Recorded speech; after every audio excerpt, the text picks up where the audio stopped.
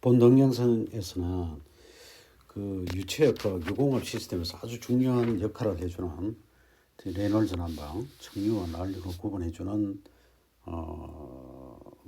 파라미터가 되죠.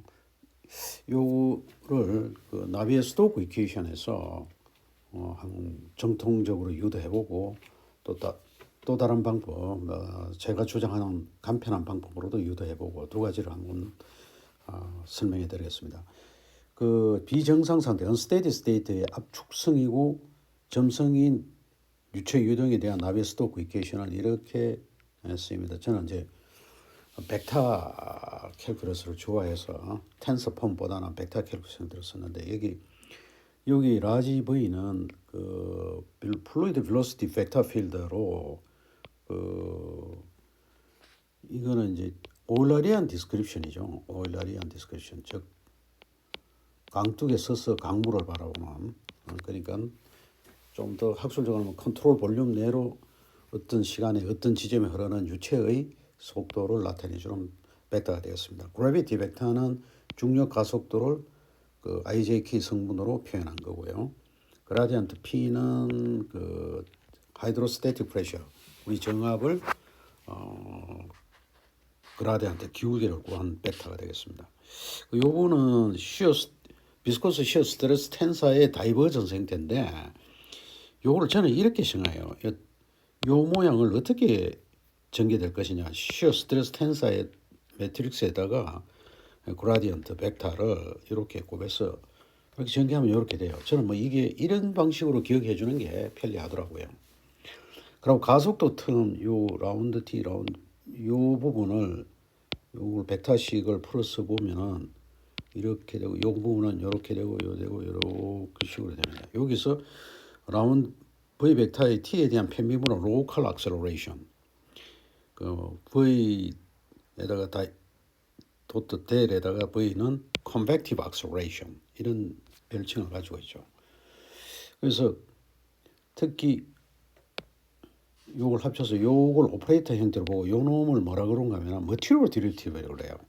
이게 이제 오일러리안 디스크립션, 즉 강둑에 앉아서 강물을 보는 때에 그 어떤 시간 어떤 지점에서의 가속도가 되겠고, 우리가 보통 우리 동력학에서 라운드 T로 이 평균 형태를 쓰고 그냥 DT 그 완전 미분 형태로 쓰는데, 이거는 시간 미분이죠. 시간 미분은 라그랑지아 디스크립션으로 우리가 보트에 앉아서 강물을 보는, 같이 따라가는 거죠. 유체 입자하고 같이 따라가는 거죠. 이래 되는데, 이게 이제 유체학에서는 이런 라그랑지안 디스크립션, 오일러리안 디스크립션, 즉 머티리얼 디리비티브가 더 등장하게 됩니다. 그 3, 4, 5, 6식을 이제 1식에다 넣으면은, 이걸 전부 전개해서 넣으면은 이렇게 되고, 우리가 이제 학부에서는 이 식 형태로 전개했습니다. 그러니까 왜냐하면 벡터 캘큘러스가 학부생 특히 2학년 2학기 때 배우는데, 수학적인 기반이 약한 상태에서 이 벡터 캘큘러스 이 일식을 그대로 써버리면 학생들이 혼란에 빠지니까 아마 이 식을 줄여 쓰는데, 이 식은 보시다시피 굉장히 좀 복잡하게 보이죠. 그리고 나비의 스토크 이퀘이션을 비정상 상태이면서 인컴프레시블, 즉 비압축성이곤 꼭 점성 유체 유동에 대한 나비의 스토크 이퀘이션은 좀 더 간략하게 되겠습니다. 이럴 경우는 뉴턴의 롤스 오브 비스코스, 뉴턴의 그 점성 법칙 타우 2뮤 그 입실론, 이제는 필요 없고 입실론, 이 부분을 우리가 그 요걸 스트레인 레이트 텐서라고 그래요. 스트레인 레이트 텐서는 이렇게 정의되고, 그 U1인 U고 U2가 V고 U3가 W고 X1이 X고 X2가 Y고 X3가 Z인데, 이거는 텐서 형태로 쓰면 쓰기가 편합니다. 요걸 전개를 해서 쓰면은 이렇게 되고, 이걸 축약하면은 이런 형태로 돼요. 이게 그냥 학부생 유체학 책 보면 그냥 이 식만 그냥 써놨더라고. 근데 스토리가 이제 여기서 왔다는 것을 밝혀드립니다. 그래서 그 unsteady state, incompressible viscous fluid flow의 나비의 스테이케이션이 이렇게 되고, 여기 이것은 이제 정리해서 13시간 1시간에서 좀 정리하는 과정이 있습니다. 그 부분은 생략했는데, 델 스퀘어가 라플라시안입니다. 라플라시안은 우리 복수한 대로 이렇게 되고, 그러면은 이걸 이제 15식을 14식에 넣어 14식을 전개하면 이렇게 되죠. 14식을 이렇게 되면. 근데 여기서 그 플랫 플레임 플로우 비정상 상태 비압축성 점성인 플랫 플로우 2디멘셔널 플로우라고 보이죠. X 디렉션 항만하면 이렇게 표현됩니다. 여기서 특별히 우리가 차원을 한번 연구해 보면 로 GX는 로에다가 중력 가속도 X 성분하고 이 단위를 서로 곱해 보면은 재밌는 게 뉴턴 퍼 입방미터 즉 단위 최저당 힘 이거는 뭐 force density라고 부릅시다. 그러고 이제 우리가 원디멘셔널 대략적 원디멘셔널 플로우를 보면은 U의 성분이 V의 성분보다 5다가 큽니다. 그럼 그 부분을 감안해서 다시 정리하면은 17식이 18식처럼 표현이 돼요.